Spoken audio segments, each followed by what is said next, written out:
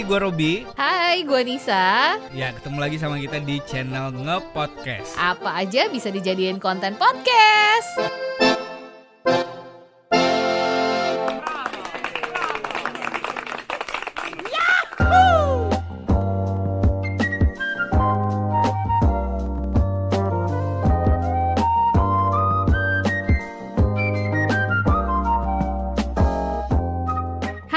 Balik lagi di Nge-Podcast, yang apa aja bisa dijadiin konten buat podcastnya. Hai, apa kabar kalian semua yang suka ngedengerin Nge-Podcast? Mudah-mudahan sehat ya. Robi, apa kabar? Amin. Dan sekarang kita masih dalam bulan puasa. Oh iya, betul. Di minggu kedua, dan mudah-mudahan puasa kita semuanya lancar ya. Amin. Udah ada yang bocor belum?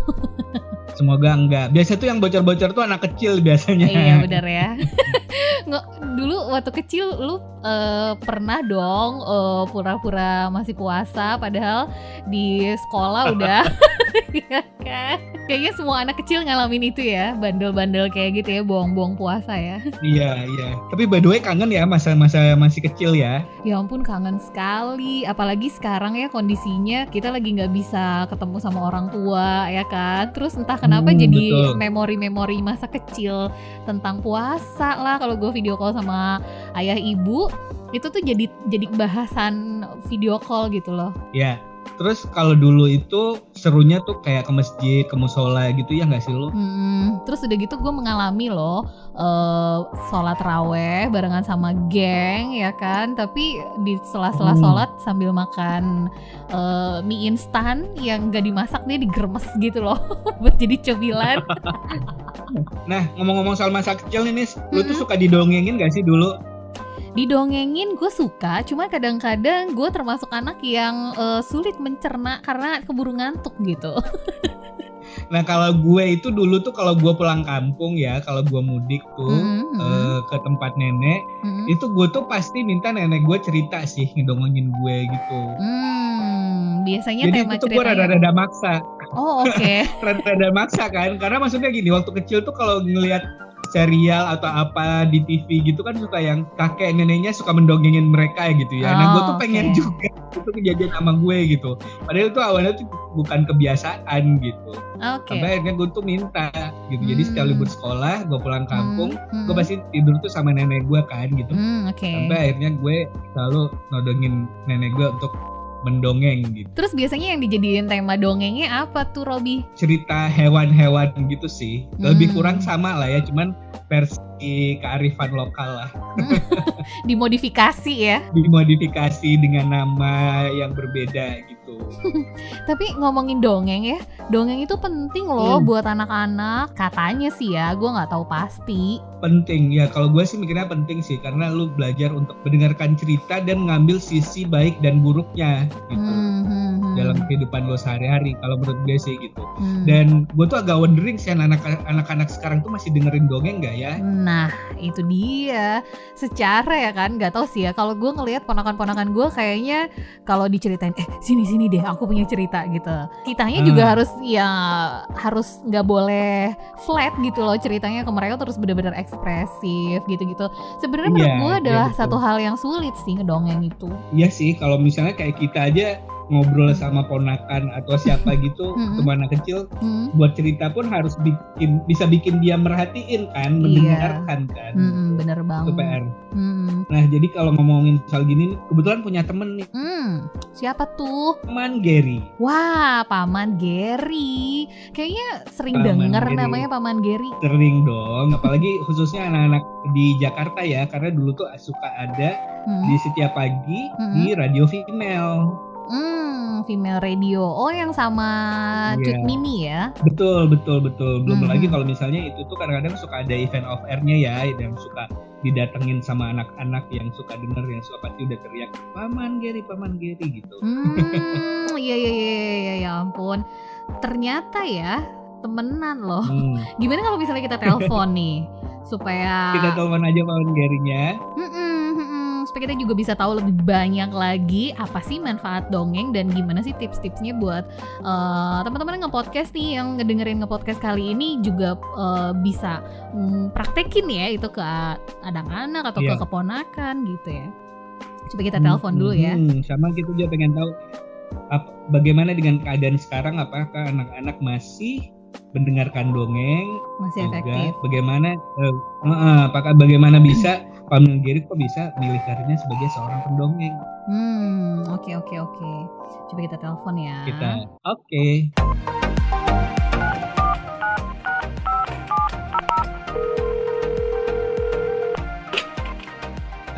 Halo. Oke, kita sudah tersambung dengan Paman Gary. Hai. Halo Paman Gary. Hai Robi, hai Nisa. Halo Paman Gary. Hai, senang sekali. Selamat datang di Nge-Podcast ya. Oh, ini mau agak ngepot sedikit ya. Oke. Kalau gitu aku juga bisa ikutan ngepot sama Robi sama Nisa ya. Nge-Podcast nih ceritanya lagi pengen tahu banget tentang manfaat dongeng buat anak-anak dan tips triknya nih buat ngedongeng ke anak-anak supaya anak-anak tuh tertarik. Jadi Robi sama Nisa tuh kan lagi sempat bahas kita tuh mengingat masa-masa kecil kita kan gitu. Iya, oke. Jadi berhubung bulan puasa tuh kita sempat ngebahas dulu waktu kecil itu kalau bulan puasa tuh yang ke masjid lah, yang apalah, yang bohong puasa lah. Terus juga kalau ketemu kakek nenek itu pengennya didongengin kan gitu. Terus kita wondering anak-anak sekarang tuh masih dengerin dongeng nggak sih? Oke. Nah, good question. Terus aku ingat Paman Gary. Oke. Paman Gary, sejak kapan sih Paman Gary itu tertarik dengan dongeng dan anak-anak? Oke. Jadi kalau gitu, this is the beginning ceritanya gitu ya, Nisa. Iya betul. Tapi aku ceritanya sebenarnya memang agak sedikit beda sama teman-teman yang mengambil course atau mengambil pelajaran atau memang mau melatih dirinya khusus tentang storytelling atau dongeng ini. Jadi aku tuh dulu awalnya justru karena nggak sengaja. Memang nggak direncanakan gitu. Jadi bahkan nggak pernah punya cita-cita sama sekali, totally nggak pernah punya gambaran what the hell is storytelling gitu. Apa sih sebenarnya dongeng itu sama sekali nggak pernah ada dalam kepikiran. Dan itu adalah tahun 1991. Masih pakai 1900 ya. Sekarang udah nggak dipakai ya. Iya. Itu awalnya ketidaksengajaan pada suatu hari. Ini nih jadi kayak cerita sedikit gitu. Kita mulai mendongeng nih ya Kak Gary ya. Oke. Jadi suatu hari tahun 1991 itu, aku diundang ke ulang tahun kerabat yang anaknya masih TK waktu itu. Jadi papa mamanya lah ngundang gitu ya. Oke, nanti datang ya. Ternyata di hari ulang tahun putrinya itu, sebenarnya papa mamanya itu atau kerabatku ini tuh udah prepare surprise. Jadi udah menyiapkan surprise, mau manggil badut, ada tukang sulap, sama ada kayak permainan anak-anak yang memang dipanggil untuk ngeramein pesta ulang tahun anak kecil lah gitu ya. Nah, ternyata pas hari H tuh ada miskom, kesian banget. Ada miskomunikasi, rupanya si badut tukang sulap dan permainan itu udah dibook sama tempat lain, tapi mereka nggak ada kepastian. Jadi akhirnya nggak datang lah pas hari itu. Kesian kan gitu. Jadi pesta yang udah disiapin buat anak masih TK lah, perempuan gitu ya. Orang tuanya terus bilang, ini kasihan ini kalau gini caranya. Nah, terus mamanya dia, saudaraku itu punya ide, mau nggak kamu aku dandanin? Kamu aku pakein topeng katanya. Terus udah gitu dikasih hiasan coreng-moreng di muka. Terus nanti ditutupin wajahnya pakai ada kayak jubah gitu. Terus kamu nanti pura-pura masuk. Kamu pura-puranya adalah yang memang kita arrange untuk undang. Sehingga supaya anak-anak yang udah ngumpul di acara ulang tahun itu nggak kecewa gitu. Aku pikir, iya kasihan juga lah. Ya udah deh, ikut deh gitu. Nah, baliklah ke garasi, didandanin, dicoreng-moreng pakai topeng segala macam. Udah kamu sekarang masuk katanya. Masuklah dari pintu depan. Ya halo gitu kan.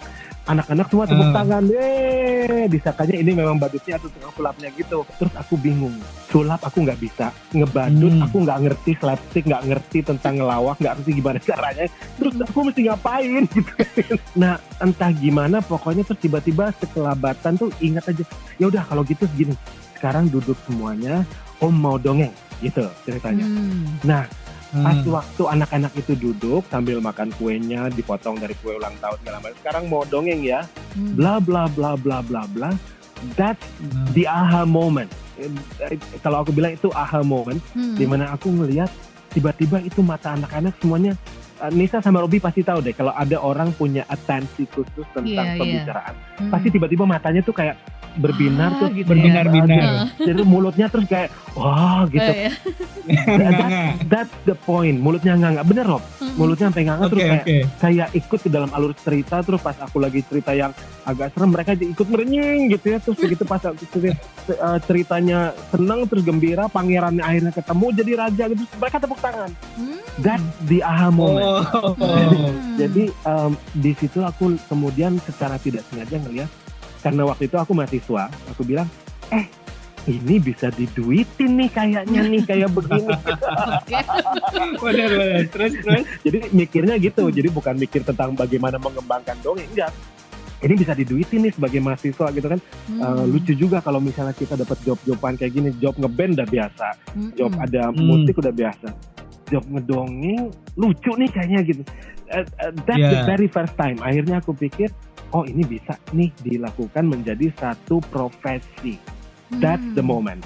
Di situ tahun 91 akhirnya aku mikir, oh ini bisa. Nah sejak itu aku mencoba untuk memperdalam, mencari berbagai macam info, termasuk juga orang yang bisa ngasih masukan gitu ya. Apa sih yang sebenarnya ngedongeng itu baiknya dilakukan. Itu Nisa, Robi. Itu the beginningnya ceritanya. Paman Gary, aku penasaran nih. Pertama kali itu yang diceritain ke anak-anak itu dongeng apa? Masih ingat? Masih ingat, pasti masih ingat. Karena itu adalah pengalaman pertama bercerita tanpa dipersiapkan. Terus mau nggak mau harus perform gitu kan. Jadi ceritanya itu adalah tentang 3 orang pangeran di satu kerajaan yang rajanya tuh udah sepuh, udah tua. Nah rajanya tuh ingin tahu di antara ketiga pangeran putranya ini siapa yang berhak untuk nanti meneruskan tahta. Nah itu ceritanya itu. Jadi si pangeran pertama, pangeran kedua sama pangeran ketiga kemudian dapat perintah lah dari raja untuk mencari barang paling berharga yang bisa didapatkan di negeri seberang lalu bawa pulang.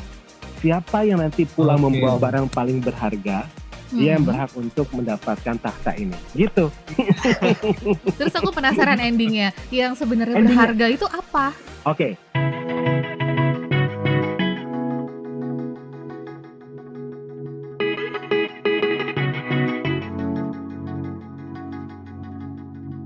Pangeran pertama akhirnya pergilah ke negeri seberang. Nah ternyata dia itu dikasih tahu bahwa barang paling berharga itu adalah emas, permata, berlian. Gitu. Pangeran kedua pergi ke negeri seberang selatan. Di sana dia itu mendapatkan informasi bahwa barang paling berharga itu adalah hasil bumi. Dibawalah itu. Nah pangeran ketiga paling kecil kan biasa kalau tokoh kayak gini tuh selalu dia sacrifice dulu, ada penderitaan dulu gitu. Pergi ke negeri seberang itu yang justru di sana tanahnya kering kerontang dan miskin. Nah, terus apa barang paling berharga yang mau dibawa pulang? Nah, justru di sana itu dia ketemu dengan seorang pengemis. Nah, sama pengemis itu dia tahu, pengemis itu tiba-tiba bilang, aku butuh makan, aku minta dari kamu sedekah. Si pangeran ketiga ini sebenarnya perbekalan juga sedikit, jadi dia pikir ini aneh nih, kalau aku kasih habislah punya aku, katanya gitu kan. Ya udah deh, tapi dia sacrifice, kata pangeran ketiga, ini aku bagi 2 ya rotinya supaya kamu bisa makan atau juga. Nah ternyata pengemis itu ceritanya ini selalu di negeri dongeng ada begitu kan. Pengemis ini ceritanya adalah seorang magician yang menyamar. Karena dia justru begitu dikasih rotinya itu kemudian berubah menjadi inilah orang pintar ceritanya gitu. Bilang ya wow, kok tadinya pengemis yang agak menderita terus tiba-tiba berubah gitu.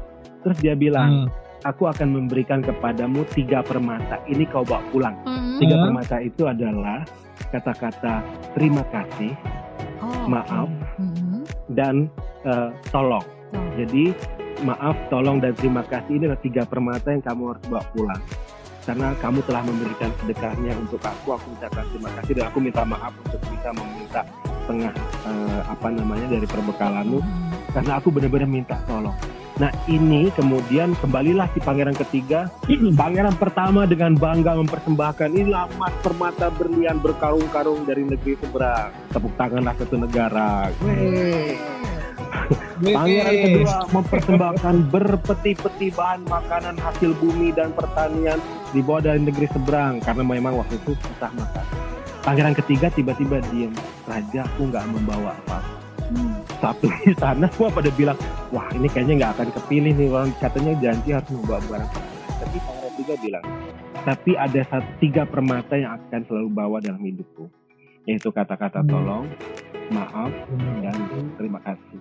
Akhirnya justrunya rajanya malah bilang, kamulah yang berhak untuk meneruskan tahta. Jadi itulah ceritanya. Jadi sebenarnya cerita itu aku pilih karena di dalamnya juga ada nilai edukasi, sama sesuatu yang memang ada kayak konflik, ada kayak tense gitu ya, ada sesuatu yang menegangkan, yang akhirnya membuat anak-anak tuh wow gitu. Kalian juga ngasih edukasi dengan 3 kata ajaib itu tadi. Gitu Nisa, Robi. Oke. Nah, Paman Gary, sebetulnya sepenting apa sih sebenarnya dongeng itu buat anak-anak? Oke. Aku bicara dari yang global dulu ya. Global dulu tuh artinya nanti baru yang detail. Sepenting apa? Sebenarnya cerita atau dongeng atau kisah itu adalah satu-satunya kemampuan yang membedakan manusia dengan spesies lain. Cuman manusia yang bisa ngedongeng, bercerita, berkisah gitu karena kita homo sosio, artinya makhluk yang bisa bersosialisasi. Sehingga sistem komunikasi ini terjadi dengan penceritaan. Zaman dulu ceritanya emang udah ada sejak zaman manusia purba. Mungkin Robi sama Nisa pernah baca atau nonton gitu di gua-gua purba. Itu ketemu ada tulisan cerita tentang seorang pemburu mau berburu lembu segala macam dalam bentuk tulisan yang diceritain gitu. Nah itu sebenarnya sudah ada sejak zaman dulu. Jadi itulah yang kemudian menjadi bahan penceritaan orang, sehingga bisa turun-temurun kisah atau legenda atau fabel atau dongeng ini dibawa sampai sekarang. Ini yang global ya, yang global seberapa penting. Artinya kalau misalnya seberapa penting, cerita itulah yang menjadi dasarnya komunikasi antara manusia satu dengan yang lain. Nah, kalau yang detail, cerita itu bisa jadi sesuatu yang memang membuat orang punya kedekatan hubungan emosional. Dalam hal ini kalau di rumah ya orang tua dan anak, kalau di sekolah guru sama murid, kalau di kehidupan sosial mungkin atasan sama bawahan kali gitu ya. Karena semua ada cerita, ada sebuah komunikasi yang terjadi. Bahkan Robi sama Nisa, kalau sampai ditilik lagi, kita balik lagi flashback ke ribuan tahun yang lalu manusia ada di muka bumi ini. Semua kitab suci, agama apapun, isinya adalah cerita. Semuanya adalah perlambang. Jadi kitab suci itu pun sering udah menggambarkan ini cerita yang aku bawakan supaya kamu bisa paham sesuatu. Sampai segitu pentingnya kalau tadi kalau Nisa nanya seberapa penting, ya itulah dasarnya manusia ada. Iya sih, benar juga sih Kak Gary ya. Maksudnya ketika kita membaca sesuatu kan kayak tadi misalnya perburuan yang digambarkan di situ kan sebenarnya cerita tentang tata cara mungkin si orang. Iya benar. Iya kan, penting banget ya. Oke. Betul. Oke, berkaitan dengan profesi Paman Gary nih. Yes. Pendongeng kan. Nah itu kan merupakan jarang tapi emang hal yang sangat sulit dan dibutuhkan keahlian sebenarnya. Nah kenapa sih di Indonesia dongeng itu seolah-olah hal yang sulit dilakoni sama orang tua terhadap anaknya gitu. Jadi kayak kayaknya kalau gue tuh merasa tuh udah jarang banget gitu orang tua tuh melakukan storyteller kepada anaknya zaman sekarang. Mungkin kalau zaman sekarang mungkin sibuk nyari atau udah kecapean kali ya. That's why itu butuh orang-orang sendiri gitu. Iya, oke. Robby sama Nisa, aku mau koreksi sedikit. Aku malah nggak setuju sama Robby tadi bilang bahwa orang tua zaman sekarang udah nggak bercerita lagi dengan anak-anak. Semuanya tetap. Cuman mungkin dalam otaknya, dalam pemikirannya Robby adalah cerita itu mesti kayak zaman dulu, yang mesti duduk di sini aku bacain buku sebelum bobo dikisahkan tentang putri yang ada di istana, kemudian nanti habis itu dalam 5 menit si anaknya tidur. Iya. Itu adalah format bercerita atau berdongeng yang Robby kenal gitu. Tapi sebenarnya semua manusia tanpa dia sadar adalah pendongeng. Nih, aku kasih tahu. Ada seorang ibu waktu itu pernah nanya, Pak Manggiri, aku mau dong diajar ngedongeng buat anakku. Aku bilang, ibu nggak usah belajar kursus sama aku deh. Ibu tuh udah pendongeng. Mana mungkin aku pendongeng. Oke, coba ibu kasih tahu saya cara ibu nyuapin anak. Baru dia ingat. Tiba-tiba dia bilang gini, kalau nyuapin anaknya itu, coba sekarang pesawatnya mau masuk mendarat, buka mulut. Gitu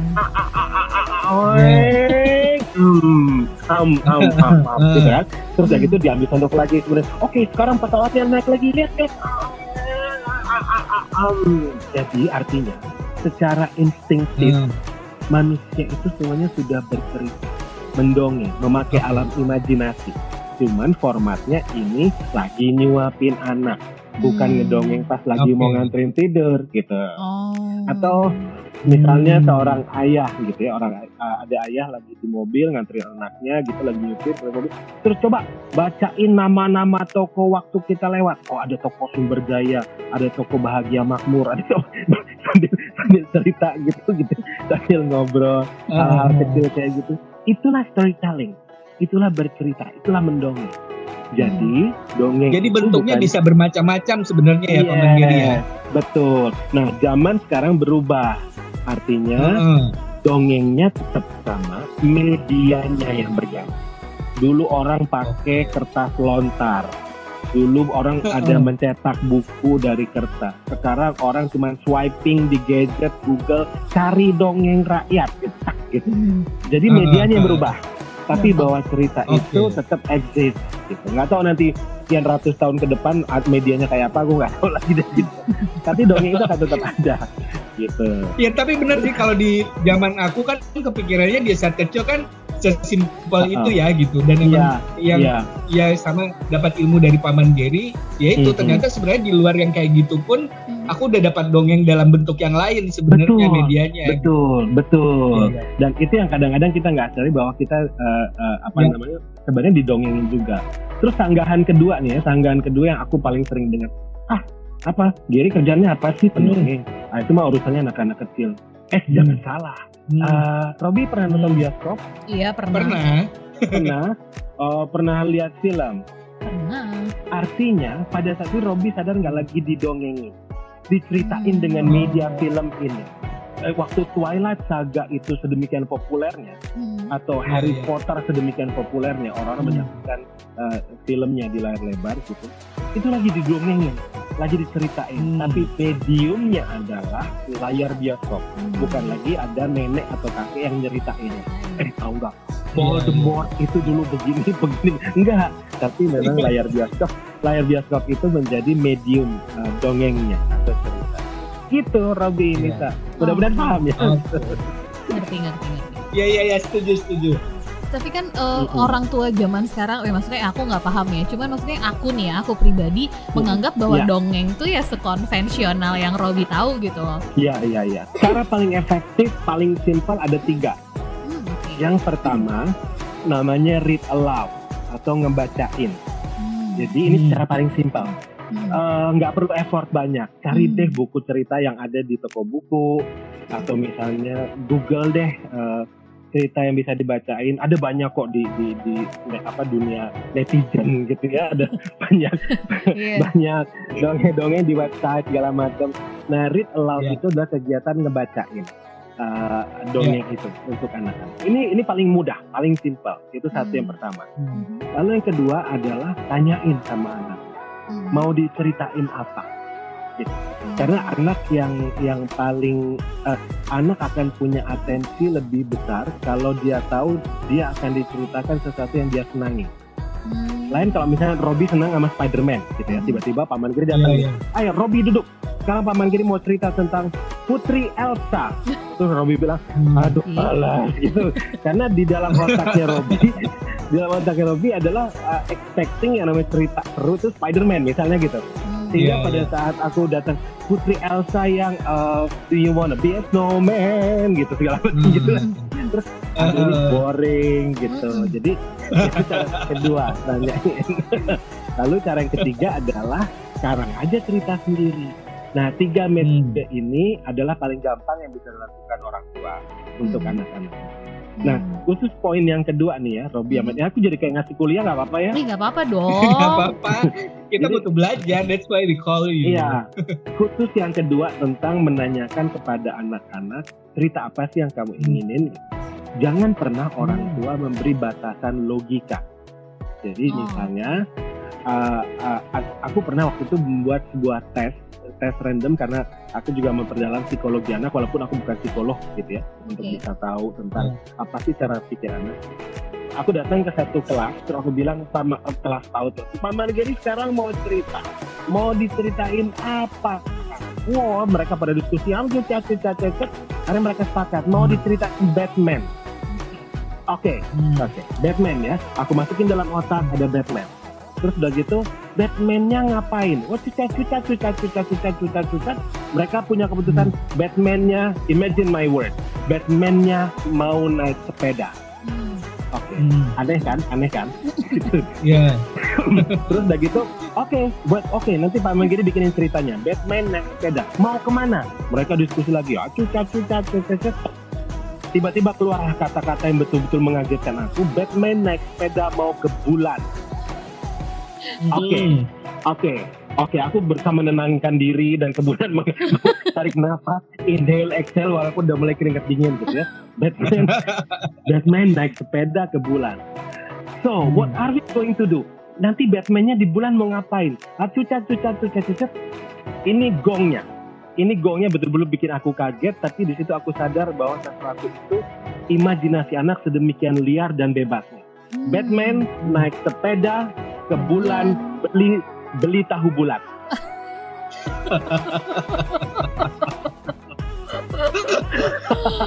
aku mulai tarik nafas, inhale, exhale gitu. Oke, kalau gitu sekarang Pak Manggiri cerita Batman naik sepeda pergi ke bulan beli tahu bulat. Nah, Robby sama Nisa sekarang perhatiin ya. Kalau pakai cara mikir orang logika dewasa, ini semuanya adalah hal-hal yang nggak logik. Semuanya tidak masuk logika awal, dasar manusia. Tapi di situ justru aku angkat jempol ke anak-anak itu yang imajinasi sedemikian liar. Di situ itulah dunia anak-anak, dunia dongeng, dunia imajinasi. Nah, setelah pulang dari riset itu, tiba-tiba ada satu hal yang membuat aku akhirnya sadar betapa imajinasi ini bisa sama sekali tidak logika. Oke, sekarang aku mau nanya sama Robby sama Nisa. Ada satu cerita sangat populer.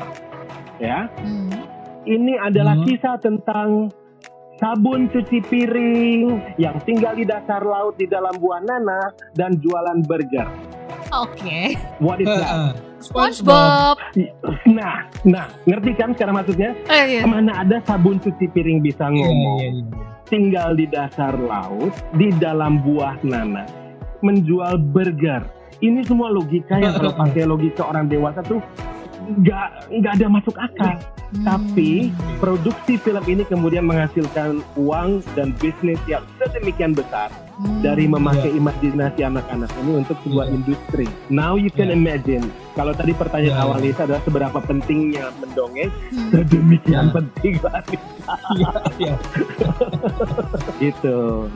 Paman Giri, sehubungan dengan konten nih, kayak tadi Paman Giri kan kita cerita di saat ketemu anak-anak yang dengan imajinasi liarnya tentang Batman naik sepeda sampai di bulan ada tahu bulat gitu.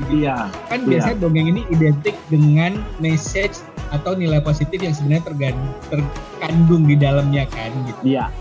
Paman Giri sendiri itu selama ini untuk menyelipkan nilai positif atau cerita tersebut tuh ada tips-tipsnya nggak sih? Terus update-nya apakah dari yang kejadian yang sekarang lagi hangat, misalnya pembulian di sebuah sekolah atau apa gitu? Biasanya dari mana sih, Paman Gary?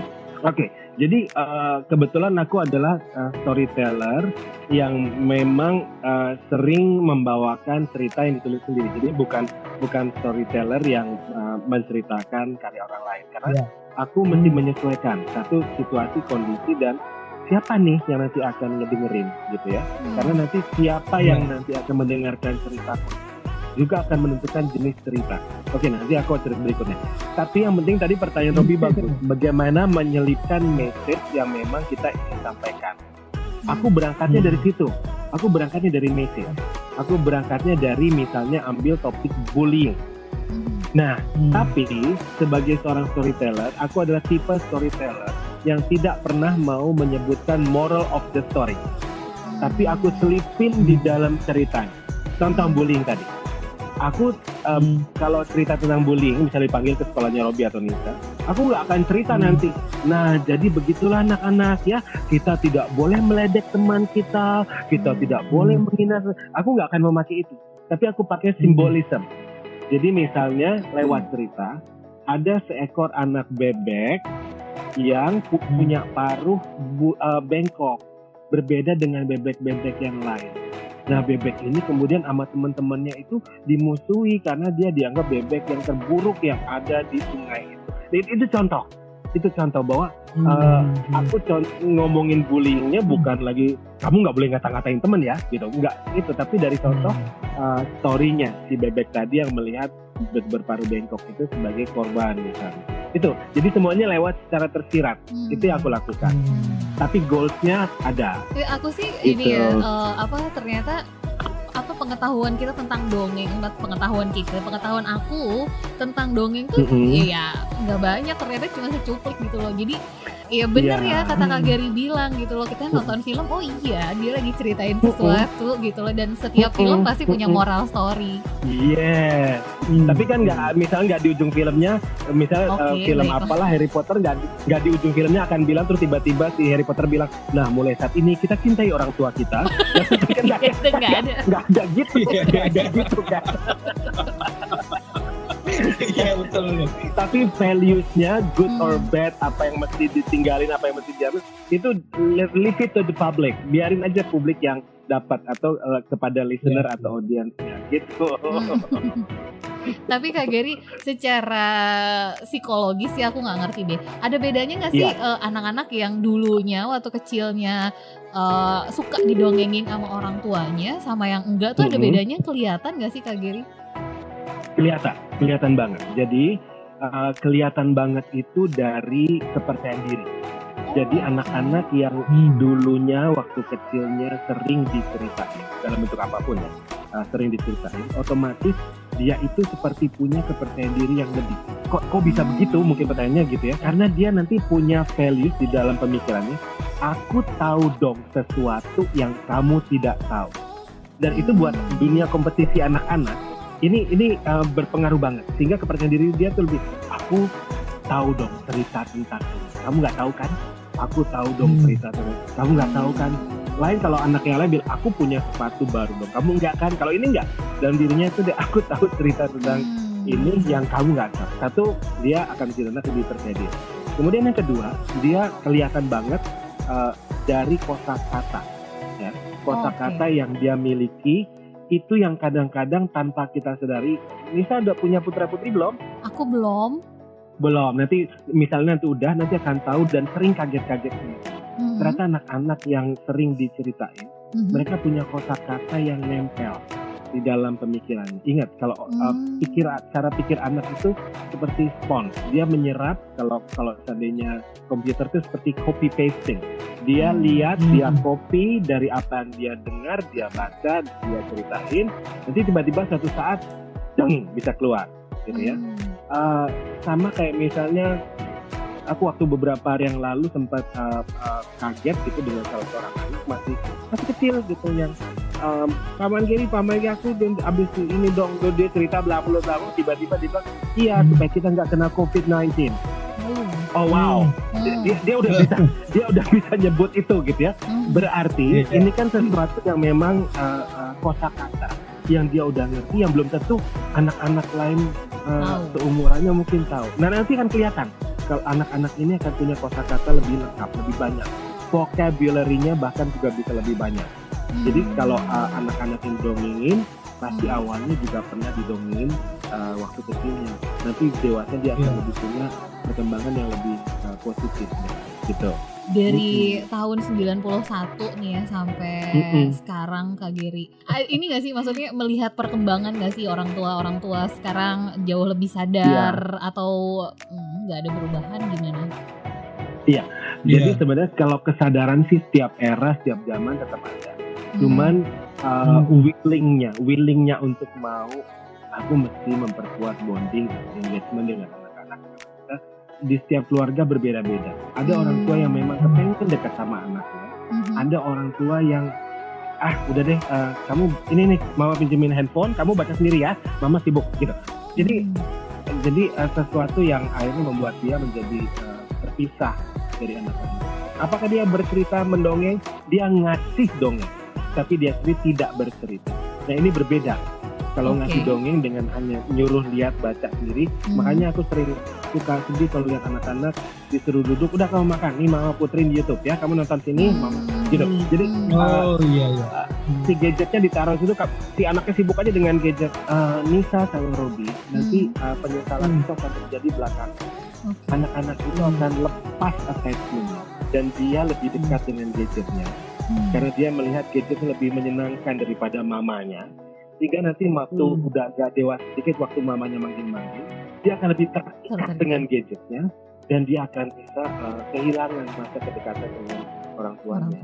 Gitu. Sedih ya. Tapi memang kenyataannya begitu Nisa. Iya. Di lingkungan aku pun maksudnya teman-temanku yang memang sudah punya anak, kelihatannya tidak semua dan tidak banyak juga sih yang menyediakan waktu ngobrol sama anaknya gitu-gitu cerita. Iya.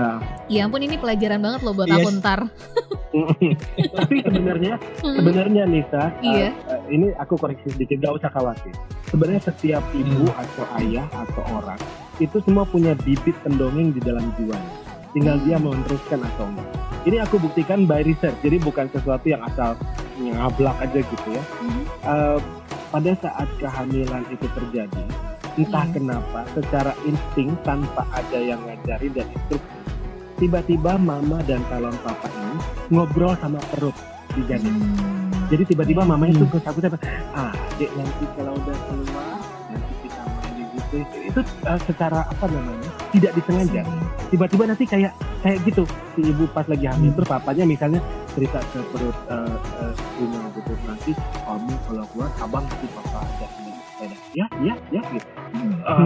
Tiba-tiba terus si papanya jadi kaget. Kok gue ngelakuin ini ya gitu. Itu sebenarnya adalah jiwa storytelling yang setiap manusia tuh punya dan ada. Tapi terus kemudian karena malu dan apaan sih cemen banget itu gak diterbit lagi gitu. Tapi sebenarnya setiap itu ada. Makanya di iklan-iklan kan suka gitu kan. Ibunya lagi hamil, pegang-pegang terus, papanya terus ngomong-ngomong gitu. Kayak ada telepon halo-haloan gitu. Tapi Kak Geri berarti seharusnya jadi satu cara yang jauh lebih mudah ya ketika kita mau kasih insight ke anak-anak tuh melalui ngobrol ya. Betul, melalui bercerita. Betul banget. Paman Geri, masih berhubungan tentang sebagai seorang storyteller nih gitu. Kalau aku nggak salah lihat nih, Paman Geri itu sempat mewakili Indonesia di luar, aku lupa deh, di India atau di mana sih Paman Geri? Betul. Jadi 2019 aku lupa. Ya dia 2019 November aku ke India karena ada konferensi International Federation of Storytelling. Jadi ada para pendongeng seluruh dunia ini ada federasinya, kayak Persatuan Atlet, KONI atau apalah gitu ya. Jadi pendongeng seluruh dunia berkumpul dan ini adalah acara 2 tahunan. Kemudian di situ kita hubungannya sama UNESCO dan UNICEF di PBB. Jadi apa sih perkembangan cerita untuk edukasi, storytelling, health, bahkan sampai hal-hal yang berhubungan sama kayak sekarang COVID-19. Apa yang bisa tiap negara sumbangkan ceritanya untuk bisa ngasih edukasi ke anak-anak untuk awareness tentang COVID-19, menjaga kebersihan, sering cuci tangan, pakai masker, jaga jarak. Itu akhirnya kita ketemu untuk hal-hal yang sifatnya edukasi. Dan kebetulan aku bukan satu-satunya, tapi kita ada 5 storyteller waktu itu dari Indonesia diundang ke sana untuk akhirnya ketemulah dalam forum dunia ini dengan storyteller dari seluruh dunia untuk sama-sama turun rembuk ceritanya. Itu kalau di India. Nah itu hasilnya apa tuh Kak? Maksudnya apa yang didapat? Ya. Hasilnya adalah kemudian sebuah kertas kerja yang nanti akan diberikan kepada setiap negara yang tergabung di PBB untuk bisa membuat sebuah juklak atau SOP yang dipakai untuk keseragaman edukasi. Kalau ini berhubungan dengan sesuatu yang sifatnya dunia, ya. Tapi setiap negara kan punya culture sendiri. Contoh yang paling dekat dengan edukasi, tapi setiap negara punya model sendiri adalah Sesame Street. Sesame Street yang ada di Amerika, di Indonesia jadi Jalan Sesama. Tetap boneka yang dibuatnya sama bentuknya, tapi kemudian di Indonesia namanya Putri dan Momon dan Tantan gitu ya, dan Jabrik. Tapi kalau di Amerika ada Big Bird, ada si Cookie Monster, ada bla bla segala macam yang sebenarnya tapi dibuat sama, cuman penamaan sesuai dengan kata. Itu salah satu contoh. Gitu. Kak Gary, ada ini nggak sih, ada kegiatan rutin sama anak-anak gitu yang mau di-share? Siapa tahu ada yang dengerin podcast terus pengen denger Kak Gary ngedongeng. Iya, boleh. Jadi sebenarnya kalau Ruti ketemu dengan audiens itu waktu sebelum zaman pembatasan yang berskala besar ini, PSBB ya. Hampir setiap minggu pasti ada. Jadi ada sesi entah itu ketemu atau bahkan juga sesi dengan edukasi untuk guru-guru di sekolah gitu. Aku juga memberikan workshop ke orang tua bersama, dan aku juga dengan Depdikbud keliling Indonesia untuk ketemu dengan guru-guru PAUD dan orang tua di setiap daerah supaya kita bisa berbagi pengetahuan ini gitu. Nah di sana memang waktu itu masih dimungkinkan karena belum ada PSBB. Tapi setelah PSBB ini kita lakukan semuanya secara online.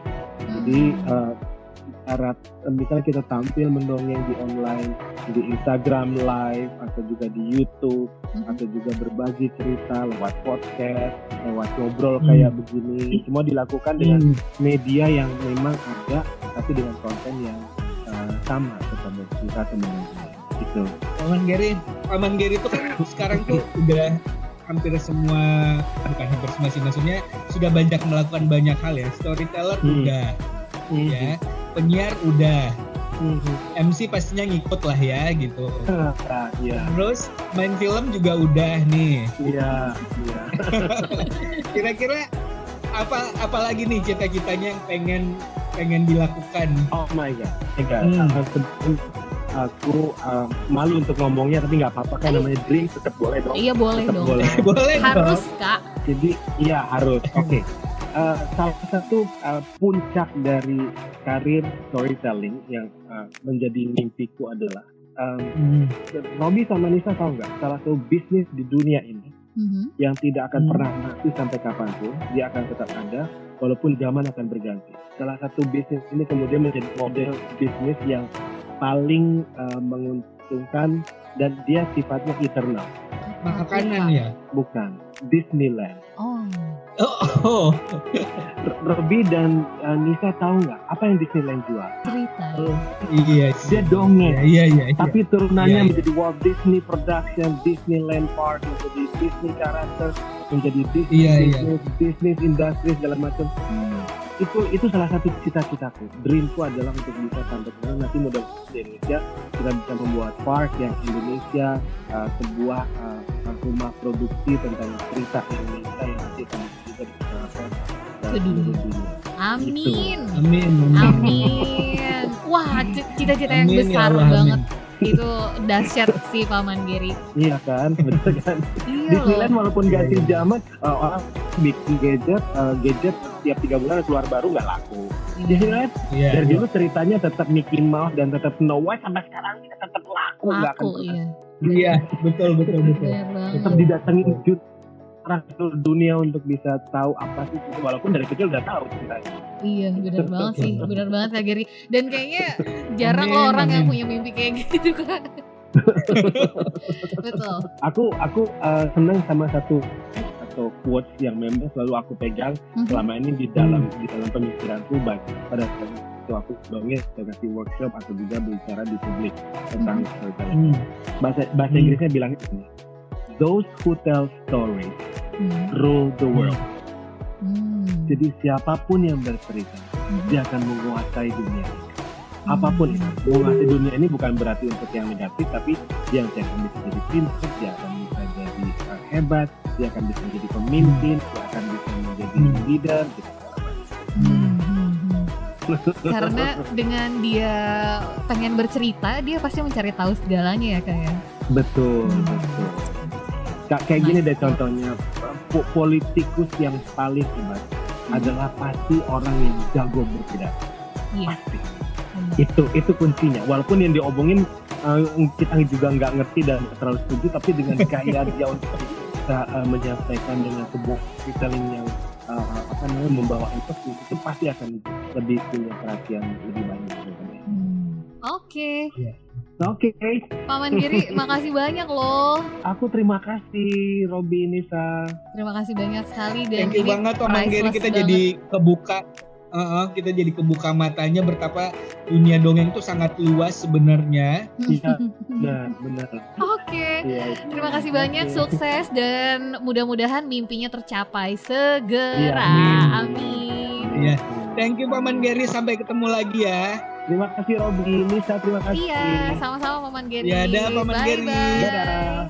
Oke, itu dia tadi Paman Gary Yes, betul yang sudah sekali. cerita kepada kita tentang dunia dongeng. Sebagai storyteller itu ternyata tanpa kita sadarin, kita pun sebenarnya kadang-kadang sudah melakukan hal itu ya, Nis. Iya, bener banget ya. Dan ternyata dongeng itu bukan cuma sekedar kita ngebacain fabel ke anak kecil dalam keseharian kita ketika kita ngobrol, itu adalah juga sebagai salah satu cara kita bercerita atau mendongeng ya.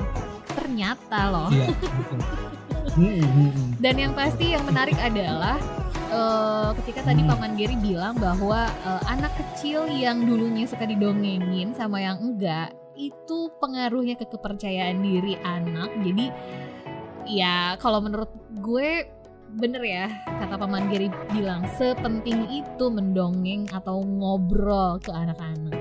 Betul. Oke, kita udah 1 jam lebih loh ngobrol, nggak kerasa banget ya. Dan semoga seperti biasa bisa diambil manfaatnya. Ini mungkin bisa jadi bahan yang berguna buat orang tua di luaran sana, terus juga buat adik-adik kecil atau siapapun itu, anak-anak yang masih suka mendengarkan cerita-cerita yang pasti harus ada nilai positifnya. Harus ada nilai yang diambil lah. Oke, betul sekali Paman Robby. Terus Bibi Nisa. Ya sudah kalau gitu terima udah. kasih sudah mendengarkan nge-podcast dan sampai ketemu lagi di episode berikutnya. Episode berikutnya dan mungkin kita bakal ngobrolin apa lagi ya. Yes. Sampai ketemu lagi. Dadah, Nisa pamit. Robby juga pamit. Bye. Bye.